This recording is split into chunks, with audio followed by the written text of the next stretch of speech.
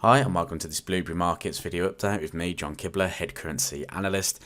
In this video, I'm going to take you through the week ahead analysis. We're going to talk a little bit about the news this week and some charts of interest. So quite a fair bit of data going on this week. Lots of red envelope or high impact data that you can see. But I'm only going to pick out a couple of them because the ones that are kind of interesting to me are the sort of the CAD situation going on at the moment. Obviously, the Bank of Canada have recently paused interest rate hikes. Now, we haven't got anything in the forecast column here on Forex Factory's calendar. Not quite sure why that is, but it doesn't matter anyway, because if we do see any increases in their CPI, then the Bank of Canada Governor Macklem, who is then speaking after this CPI data, may have to mention that there could be a potential to resume the hiking cycle essentially in Canada. Canadian actual data overall is actually showing a little bit of growth. So is it too early to pause rates essentially in Canada? That's what everyone's going to be talking about. So be interesting to watch these speeches this week from the Bank of Canada governor. Obviously, we've talked about some CAD strength recently, so we're wondering that if that will continue going into this week. I've also pointed out the US dollar data this week. We've got unemployment claims, expecting to see a little bit of a rise here.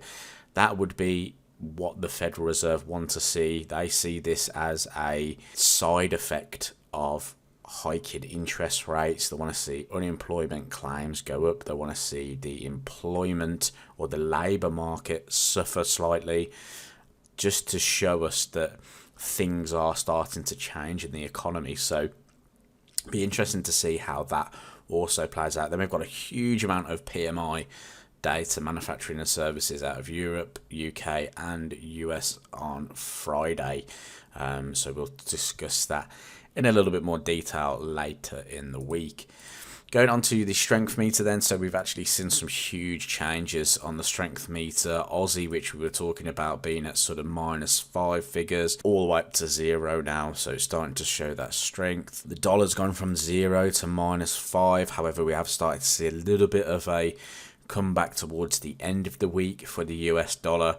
Yen as well. Basically what this is telling me is that the market is more in a risk on environment. Yen and dollar getting weaker, riskier currencies like the Australian dollar getting stronger, shows me that the market is in a bit more risk on mode last week.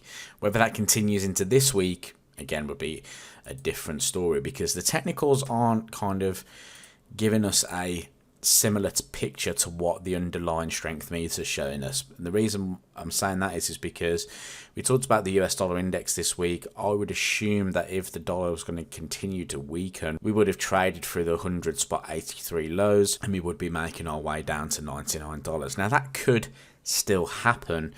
However, this rejection here makes me think that we might see another move higher, maybe into the 102 spot 60, or maybe even into trendline resistance or horizontal resistance of the 105 spot 50. That would be a huge sentiment shift, I think, for the dollar. I don't think that narrative is necessarily in play, but from a technical perspective, I'm going to be watching how price reacts to last week's range. Do we trade outside of last week's range? If we do, what direction is it going to go in?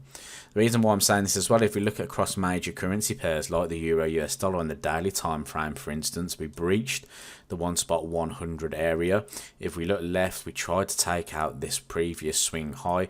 We've failed at that swing high. So does that suggest price is going to move lower this week? If price does move lower, I would suspect that it would be down to some positive US dollar data. So that'll be interesting going into this week as well. Cable, an interesting market. We've been talking about the 1 spot 24.50 for the past couple of weeks. We've been talking about seeing price reject in this area. Will it reject? Will it not? Will we see price head to 1 spot 26.50? I think if we do start to see the shift in momentum for the price of the US, or the strength in the US dollar, then maybe we would start to see price come back down towards the lows of the range here, from that 1 spot 24.50 to the 1 spot 1850. Going on to gold, we have a key range on gold between the sort of 2050 area and the 1635 area.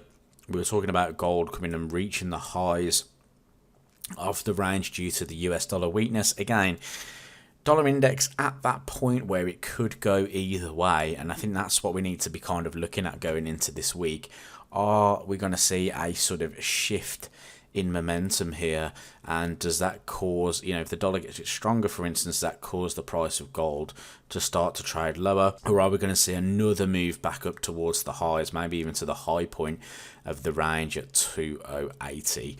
Just something to consider there. That's why I featured a lot of the US pairs this week, because the US dollar is on that sort of point where it could start to show a little bit of strength, even if it is from a profit taking point of view.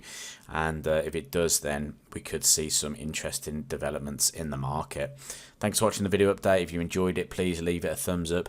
Subscribe to the YouTube channel to see some more Forex trading content, and I'll speak to you in the next video.